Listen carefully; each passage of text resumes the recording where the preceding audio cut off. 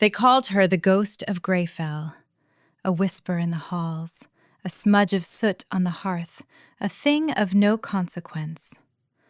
Alara's world was one of cold stone, chilblains, and the gnawing ache of an empty stomach.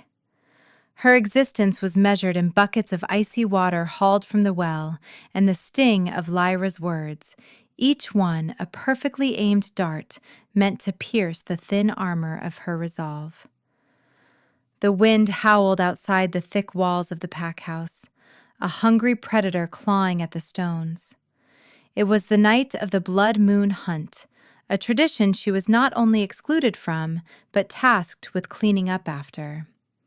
Her hands, already raw and chapped, plunged into the greasy water of the scullery basin. The cold was a living thing, a parasite that had burrowed deep into her bones years ago and never left. "Faster, Wraith!" Lyra sneered from the doorway, her voice sharp and brittle like ice. She was beautiful, all fire and confidence, her dark hair a stark contrast to Alara's own pale, almost white locks. Lyra was the Alpha's daughter, destined to be mated to a powerful suitor, Gareth, who was as cruel as he was handsome. Alara was nothing. An orphan, taken in out of some long-forgotten pity, a burden they never let her forget. Alara did not look up. Looking up invited Lyra's attention, and Lyra's attention always meant pain. She scrubbed harder at a stubborn piece of gristle on a pewter plate, her knuckles screaming in protest.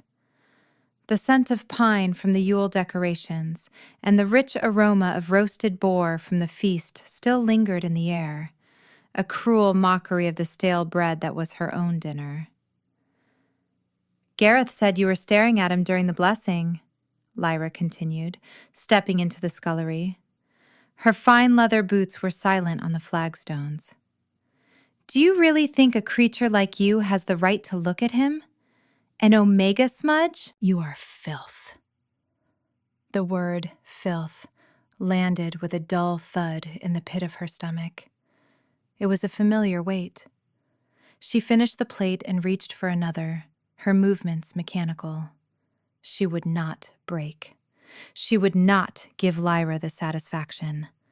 That was the one thing she had left, a stubborn, silent refusal to shatter completely. Lyra grew bored with the lack of reaction. With a frustrated hiss, she kicked over a bucket of clean water Alara had just hauled from the well. Icy water splashed across Alara's worn tunic and soaked her thin shoes. The shock of the cold was so intense it stole her breath. "Clean it up," Lyra commanded, a cruel smile twisting her perfect lips. "And then get out. The Alpha is tired of your shadow sullying his halls. You're to sleep in the old woodshed tonight. Maybe the cold will finally freeze the insolence out of you." Alara's head snapped up, her eyes wide with a flicker of fear. The woodshed was barely more than a pile of rotting planks. The storm was growing worse. The wind's howl had deepened into a menacing growl. A night in the woodshed in this blizzard was a death sentence. But she saw the finality in Lyra's eyes. Arguing was pointless. It would only earn her a beating before being thrown out anyway. Alara clenched her jaw, the muscle ticking in defiance. She would not beg. She nodded once, a sharp, jerky movement. She picked up the spilled bucket, her hands trembling not just from the cold, but from a deep, simmering rage she had to keep locked away. She was nothing, a ghost, a smudge. But even ghosts could burn. After mopping the floor with a threadbare rag, she slipped out the scullery's back door into the maelstrom. The wind hit her like a physical blow, driving shards of ice into her face. It sliced through her damp tunic as if it were made of air. The short walk to the woodshed felt like a trek across a frozen wasteland. The shed was even worse than she remembered. Gaps in the walls let the wind and snow shriek through. She huddled in a corner, wrapping her arms around her knees, trying to make herself as small as possible. The cold was relentless. It wasn't just in her bones anymore. It was in her blood, slowing her down, making her thoughts sluggish. Was this how she would die? Frozen and alone in a pile of rotting wood, forgotten by the very people who were supposed to be her pack? A bitter laugh, silent and humorless, caught in her throat. She had never been part of their pack. She was just a stray they had allowed to live in the shadows of their warmth. Hours passed. The world outside was a whirlwind of white and black. The cold was a heavy blanket, pulling her down into a dangerous, seductive sleep. She knew if she closed her eyes, she would not wake up.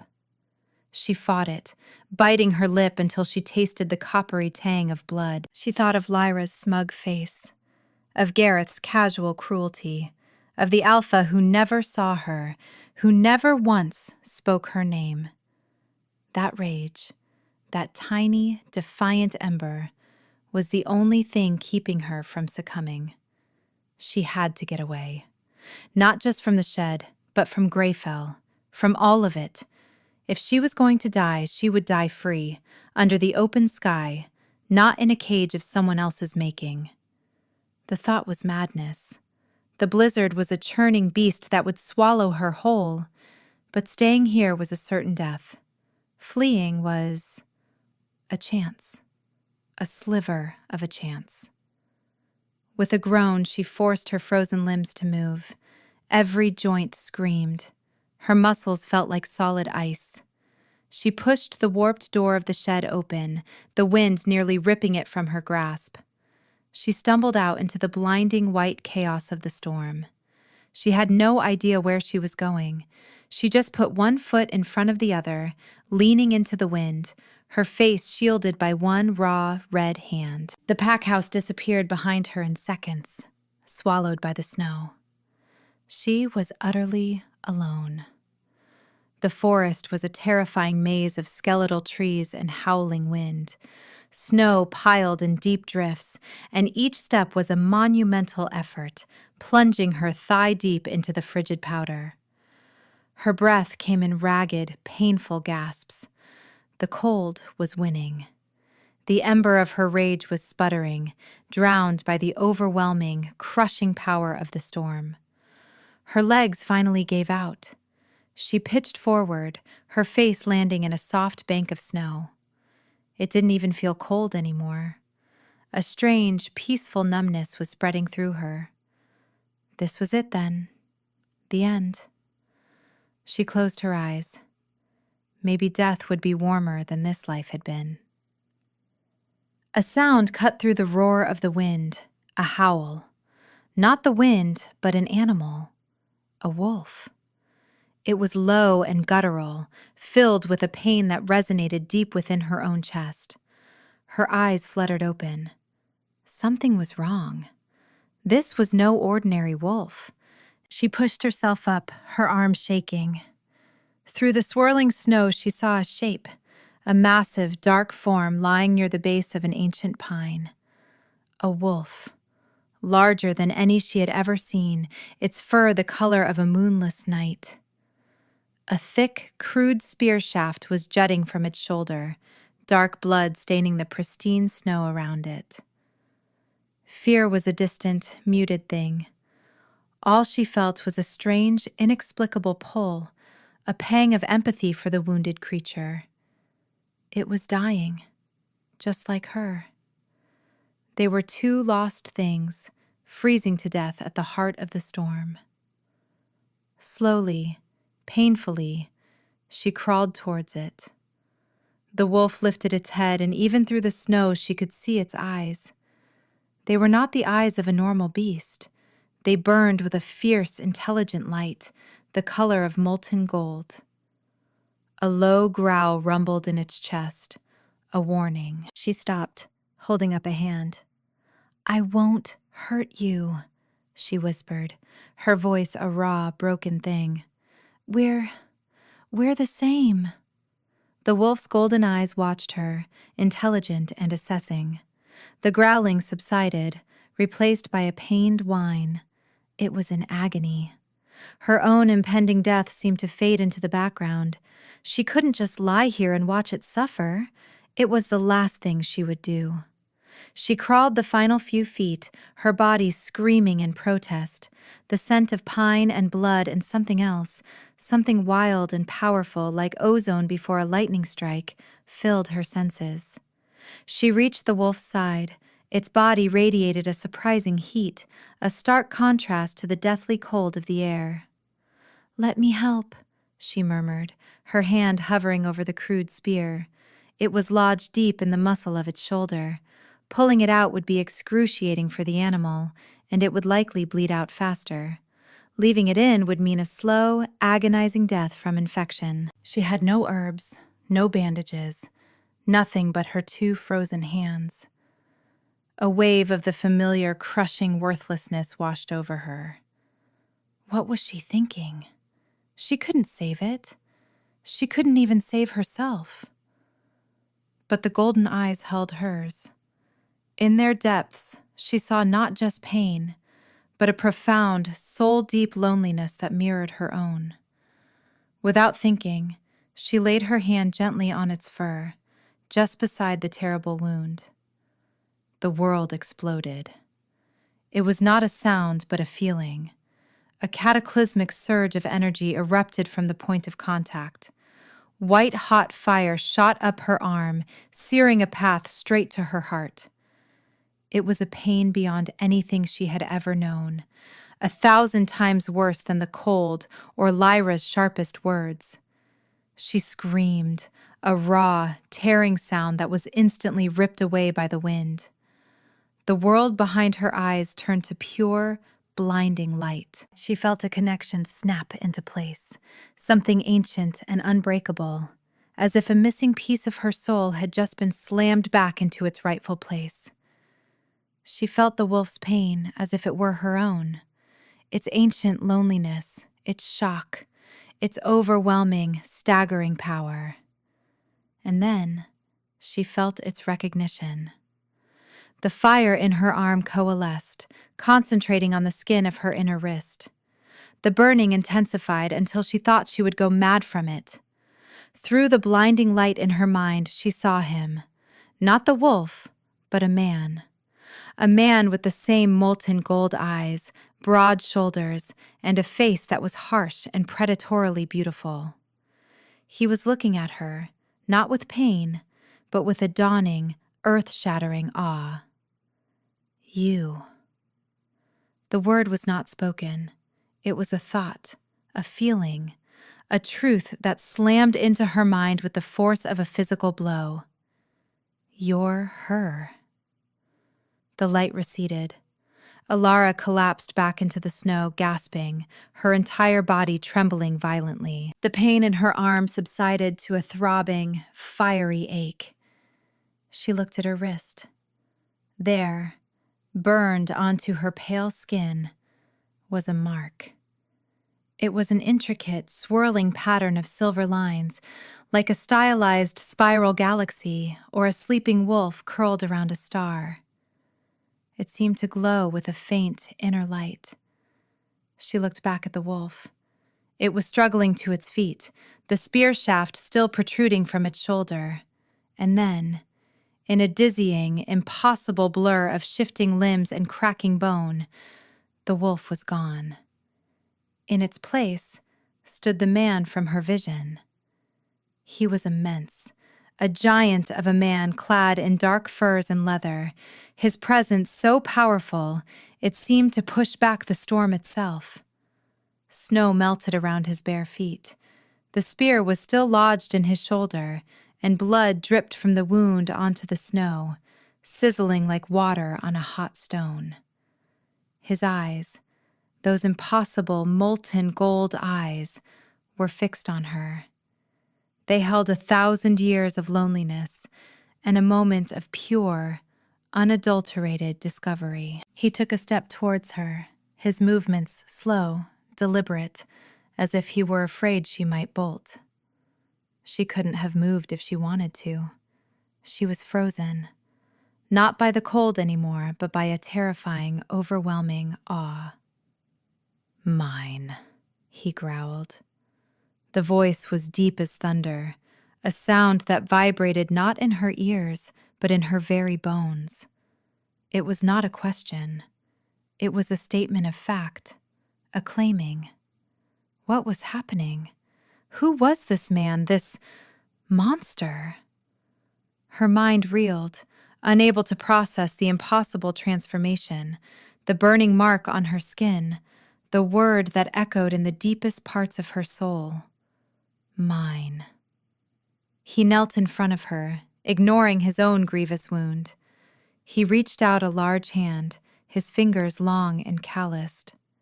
She flinched back, a lifetime of abuse making her recoil from any touch. His hand stopped, hovering in the air between them. His golden eyes softened with a look of infinite patience and a pain that had nothing to do with the spear in his shoulder. "I will not harm you," he said, his voice softer now but no less powerful. "I have been waiting for you for a very long time." Waiting for her? For Alara? The worthless ghost, the Omega Smudge? It was impossible. A dream, a hallucination brought on by the freezing cold as she died. That had to be it. She was dying in the snow, and her desperate, lonely mind had conjured a savior. But the burning on her wrist was real. The heat radiating from his body was real. The scent of ozone and pine and warm blood was real. He looked at the spear in his shoulder, then back at her. A flicker of something, annoyance perhaps, crossed his harsh features. With a grunt, he reached up, gripped the thick shaft with his free hand, and pulled. The sound of tearing flesh and grating bone was sickening. Alara squeezed her eyes shut. When she opened them again, he had thrown the bloody spear aside. The wound was horrific, blood pouring freely from it. But even as she watched, the edges of the wound began to smoke, to knit themselves back together at a supernatural rate. Within moments, all that remained was a raw, red scar that was already beginning to fade. Her mind simply refused to work. Shifters were real, she knew that. Her own pack were shifters. But not like this. Nothing like this. The power rolling off him was immense, ancient, elemental. It made the Alpha of Greyfell seem like a whining pup. What are you?" she whispered, the words barely audible. His eyes never left hers. "I am Kale, and you are my mate." He finally closed the distance, his fingers gently brushing against her cheek. The touch was electric. Not painful like the first, but a jolt of pure energy, of warmth and rightness that chased away the last of the cold and made the mark on her wrist pulse with a soft silver light. Her body, the traitor, leaned into his touch. Her instincts, buried under years of abuse, screamed a single undeniable truth: safety. Her mind, however, screamed danger. This was a predator of the highest order. He was power incarnate. And he had just claimed her. Her. Alara. It made no sense. This had to be a mistake. "No," she breathed, shaking her head. I'm nothing. Nobody." A smile touched his lips for the first time. It was not a kind smile, not a gentle one.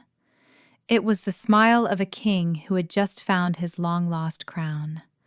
It was possessive and absolute, and it transformed his harsh face into something devastatingly beautiful.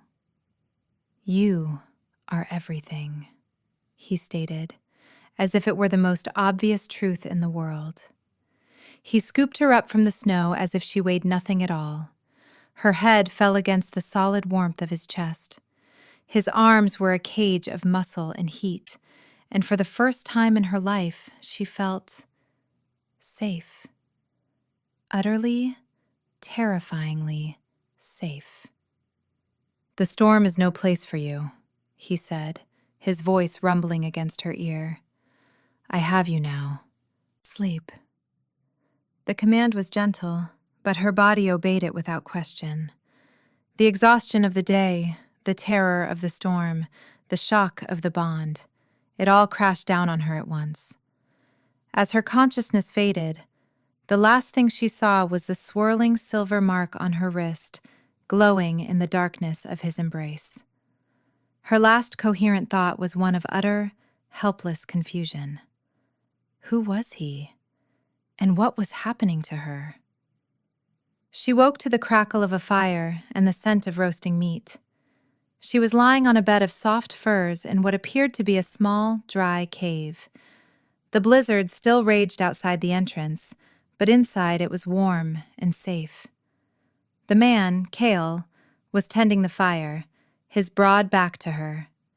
He was shirtless, and she could see the intricate network of old scars that crisscrossed his skin, a testament to a life of battle. The new scar on his shoulder was already a pale silver line. Panic seized her. She sat up, her heart hammering against her ribs. He turned his head, his golden eyes finding hers in the dim light. The sheer intensity of his gaze pinned her in place. "You are awake," he said. He picked up a piece of cooked rabbit from a flat stone near the fire and held it out to her. "Eat." Her stomach growled, betraying her. She hadn't eaten a proper meal in days. Hesitantly, she took the meat. Her fingers brushed his, and the now familiar jolt of energy shot through her, making the mark on her wrist tingle. She quickly pulled her hand back, her eyes darting to the cave entrance. "Do not think of running," he said, his voice soft, but with an undercurrent of steel. "Out there, you will freeze. In here, you are safe. With me, you are safe." Safe. He kept using that word. She had never been safe. Safety was a fantasy, a fairy tale for other people. Her life was about survival, about making herself small and invisible to avoid notice, to avoid pain. This man, with his overwhelming presence and his possessive words, was the opposite of invisible. He saw her. And that was more terrifying than anything else. "Why?" she asked, her voice small. "Why me?" He sat back on his haunches, his gaze unwavering. "The bond does not choose based on station or name. It chooses a soul. I have walked this earth for 500 years, alone. My soul has been calling for its other half for all that time. Tonight, it found you." 500 years. The number was incomprehensible. He was ancient. An Alpha King, she realized with a dawning horror. The stories were whispered in Greyfell, tales of the supreme leader of all the northern packs, a ruthless, ancient being of immense power who ruled from a fortress deep in the heart of the mountains. They called him the Winter King. Cale. And he thought she, a discarded Omega, was his mate, the future queen. The absurdity of it was so vast it was almost funny. A hysterical giggle bubbled in her throat, and she choked it down. "You've made a mistake," she said, shaking her head. "I'm an Omega, worthless. Lyra, the Alpha's daughter, she says I'm filth." She showed him her hands, the skin red and raw, the nails broken. "These are the hands of a servant, not a queen." His expression darkened at the mention of another's name, a dangerous storm gathering in his golden eyes. He moved with blinding speed, closing the distance between them and capturing her hands in his. He held them gently, his large, warm palms enveloping her smaller, colder ones. He brought them to his lips and pressed a soft kiss to her chapped knuckles. "These are the hands that touched me when I was dying," he said, his voice a low, reverent growl. the hands that forged our bond. Anyone who has ever harmed them will answer to me. Their names will be erased. Their packs will be dust. The sheer, brutal finality in his tone sent a shiver of fear and a strange, forbidden thrill down her spine. No one had ever defended her. No one had ever cared if she was hurt. To have this ancient, terrifyingly powerful man promise retribution on her behalf was intoxicating and frightening in equal measure. She pulled her hands free from his grasp, clutching them to her chest. "I don't want anyone hurt." "They hurt you," he stated simply, as if that explained everything. To him, perhaps it did. They spent the next 2 days in the cave, waiting for the blizzard to pass. Cale hunted, providing them with food. He spoke little, but he watched her constantly. His gaze was a physical weight, a mixture of awe, reverence, and a raw, possessive hunger that made her skin prickle. She remained wary, terrified, but the gnawing fear was slowly being replaced by a fragile sense of wonder.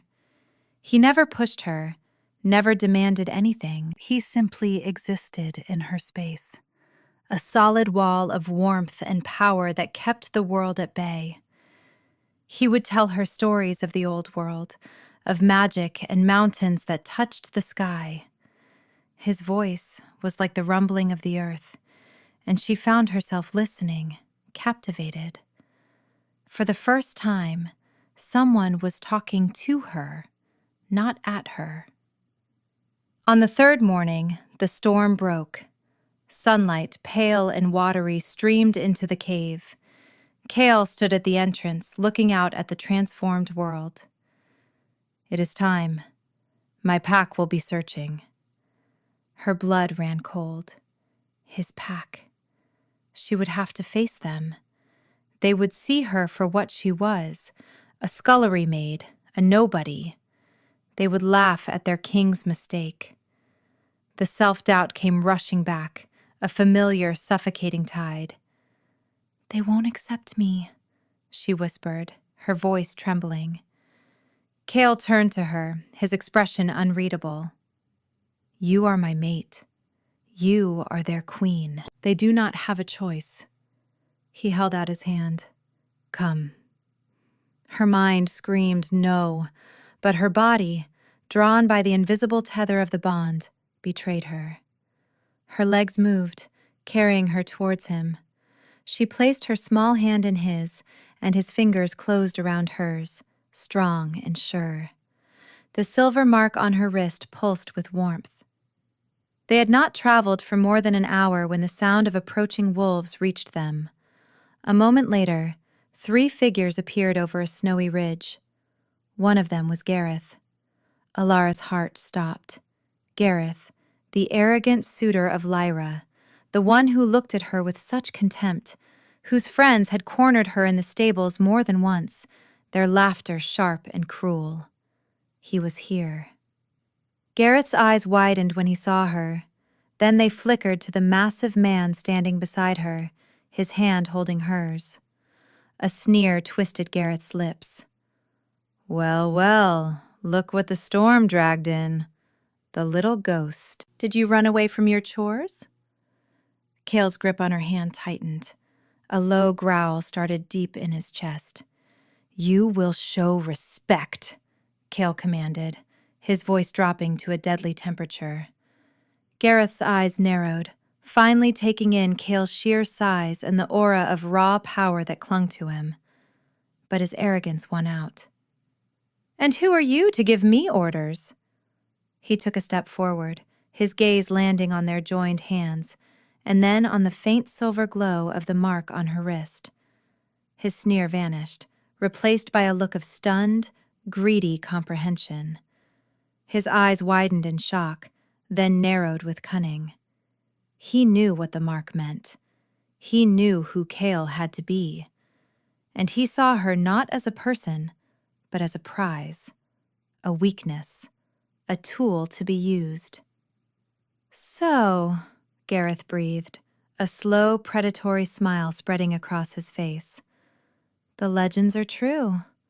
The Winter King finds his mate, and it's her. He laughed, a short, ugly sound. This is better than I could have imagined.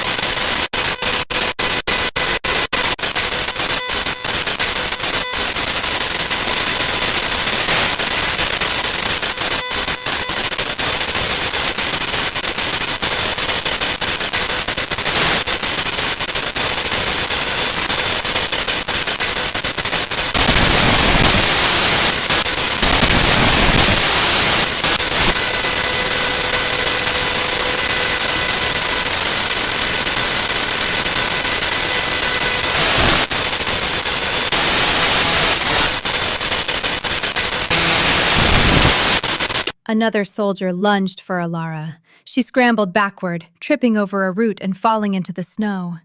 He was on her in an instant, his grip like iron on her arm. She screamed, a thin, terrified sound. "Cale!" His golden eyes, filled with agony from the silver and a desperate fury, found hers. He strained against the nets, his muscles bulging, but the enchanted silver held him fast. Gareth loomed over her, his face triumphant. "You should have stayed in the scullery where you belong, ghost. Now you're going to help us bring down a king." A thick, foul-smelling cloth was pressed over her face. The world tilted, the edges of her vision going dark. The last thing she saw was Cale's enraged, helpless face as he fought against his bonds. The last thing she felt was the agonizing, tearing sensation of the bond being stretched across a distance. A pain so profound, it felt like her soul was being ripped in two. Then, there was only darkness. She awoke in a cold, damp cell. The air was stale, smelling of mildew and despair. Thick iron bars, laced with threads of silver that pulsed with a faint, sickening energy, formed one wall. The magic dampening effect was a constant, nauseating pressure against her senses, and the bond with Cale was a faint, distant ache, a hollow space in her chest that radiated a constant, icy dread. She was alone, truly alone, for the first time since she had met him. The silence was a torment, amplifying the frantic beating of her own heart. Where was he? Was he hurt? Was he even alive? The silver, it had burned him. The memory made her sick. Days blurred into an indistinguishable gray misery. They gave her stale bread and brackish water, just enough to keep her alive. Gareth came once, his eyes glittering with smug victory. "Lord Malachor is very impressed," he'd said, pacing outside her cell. "He's preparing a ritual, one that will use your bond as a conduit. We will sever it, and the feedback will shatter the Winter King's mind. His power will be broken, and Malachor will take his throne. And I will be rewarded handsomely." "You're a monster," she whispered, her voice hoarse. He had laughed. "I'm an opportunist. You were a worthless scrap, and now you're the key to an empire. You should be thanking me." After he left, despair settled over her like a shroud. She was a key, a tool, a weapon to be used against the one person who had ever looked at her and seen something of value. The crushing weight of her own worthlessness returned with a vengeance. Gareth was right. She was a scrap, a piece of bad luck that had attached itself to a king, and now she would be the cause of his downfall. It was all her fault. She curled into a ball on the cold stone floor, the ache in her soul a constant physical pain. The bond felt so weak, so frayed. Was he feeling this too? This tearing, this emptiness? She wrapped her arms around herself, tears finally streaming down her face. She wept for him, for herself, for the 2 days of warmth and safety she had been foolish enough to believe in. At her lowest point, when the darkness threatened to consume her entirely, she felt it. A flicker, a tiny spark of warmth through the icy agony of the bond. It was faint, like a distant star, but it was there. Alara, his voice. Not in her ears, but in her mind.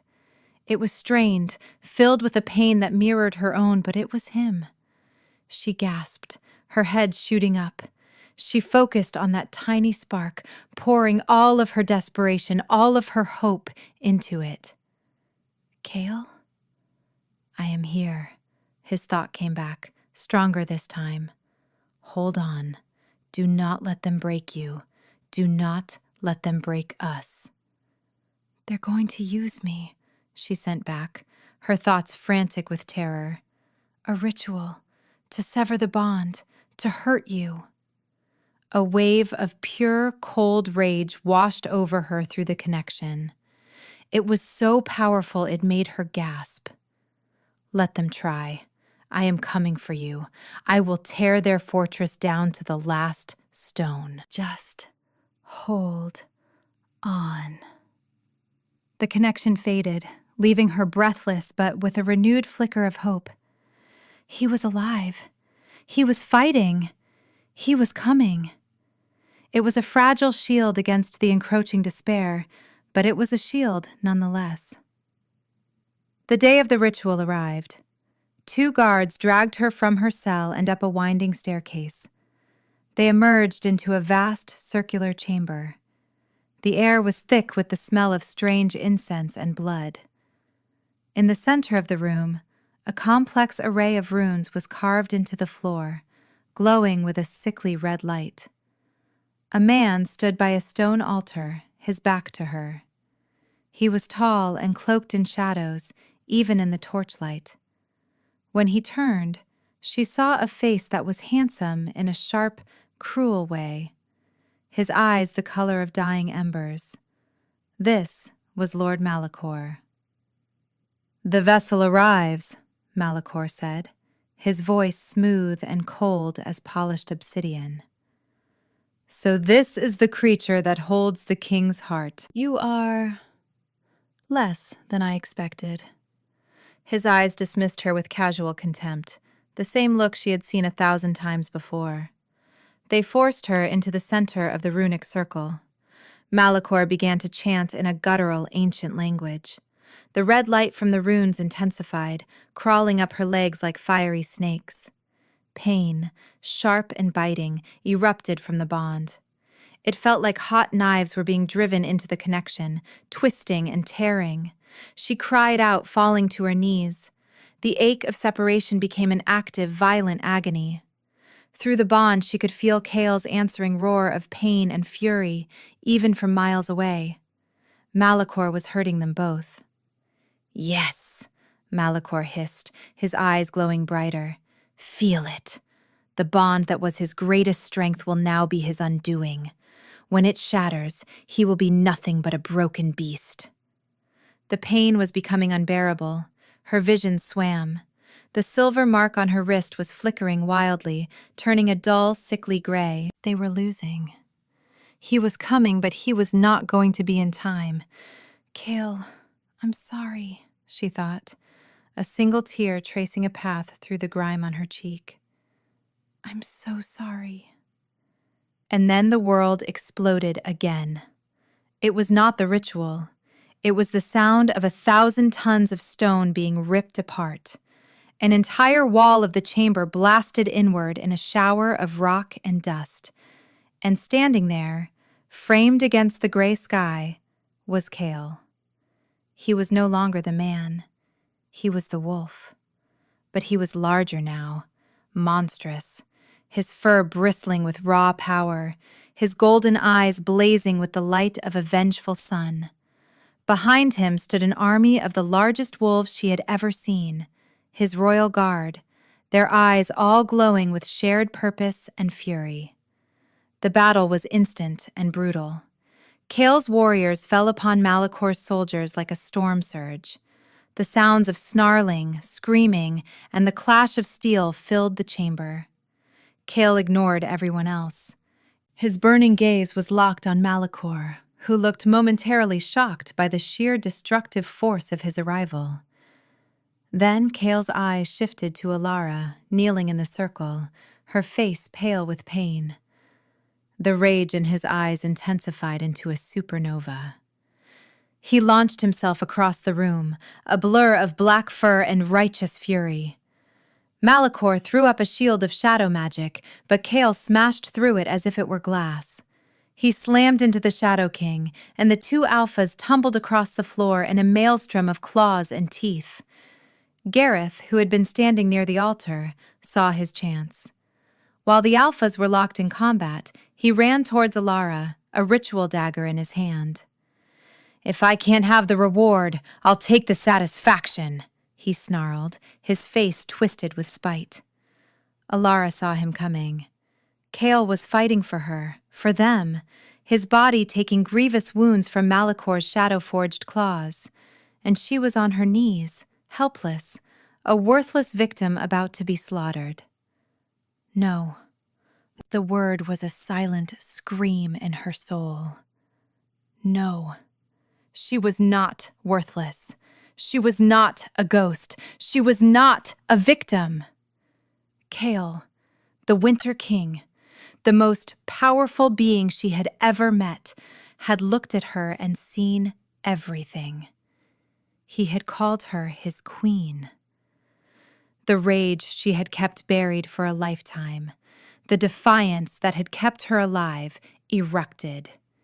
It met the power of the bond, the love she felt for the king who was bleeding for her, and it ignited. Something deep inside her, a core of power she never knew she possessed, shattered its cage. Gareth raised the dagger to strike, and a sun was born in the chamber. Light, pure and white and absolute, exploded from Alara. It was not a gentle light. It was a concussive, cleansing force of pure energy. It slammed into Gareth, vaporizing his dagger and throwing him back against the far wall, where he crumpled, unconscious and burned. The wave of light expanded, washing over the entire room. It struck Malicor's soldiers, and they screamed as the pure energy seared them, their shadow magic dissolving like mist in the dawn. Kale's warriors, however, were untouched. The light washed over them, healing minor wounds, invigorating them. Kale, momentarily blinded, felt the light touch his own wounds, and the deep gashes from Malicor's claws began to close. He looked at the epicenter of the blast. Alara was rising to her feet. The sickly red runes of the ritual circle were black and dead beneath her. She was no longer the pale, frightened girl from the scullery. Her white hair floated around her as if she were underwater, and her eyes, her simple gray eyes, were now glowing with the same brilliant silver-white light that radiated from her body. The mark on her wrist burned with the intensity of a star. Malicor, disentangling himself from Kale, stared at her with horrified disbelief. What is this?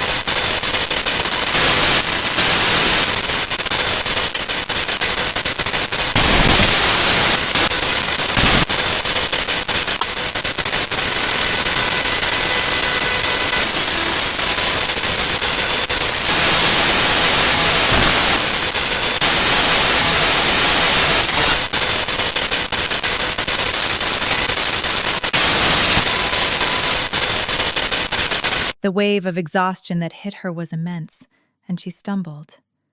In a heartbeat, he was there, catching her, pulling her against his chest, his arms wrapped around her, holding her tight.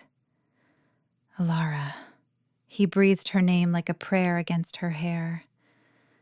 I'm here, she whispered, burying her face in his shoulder. She could feel the steady beat of his heart under her cheek. I have you. He pulled back just enough to look at her, his hands framing her face. His golden eyes searched hers. You are a queen, he said, his voice thick with emotion. You were always a queen. I was just the first one to see it. She looked at him, at this ancient, powerful king who had been willing to tear the world apart for her, and she finally, truly, believed it. She was not worthless. She was his, and he was hers. Leaning in, she pressed her lips to his. The kiss was not gentle.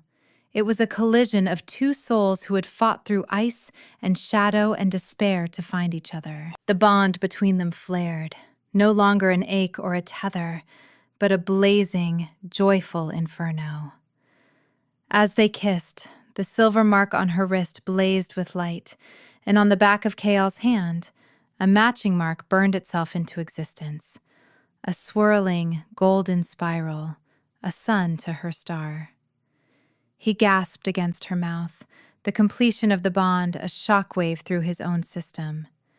She had claimed him, just as he had claimed her. They were equals. They were one.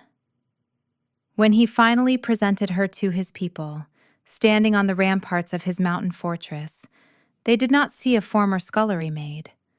They saw the woman who had stood beside their king, bathed in a sun's light, and turned the tide of a war.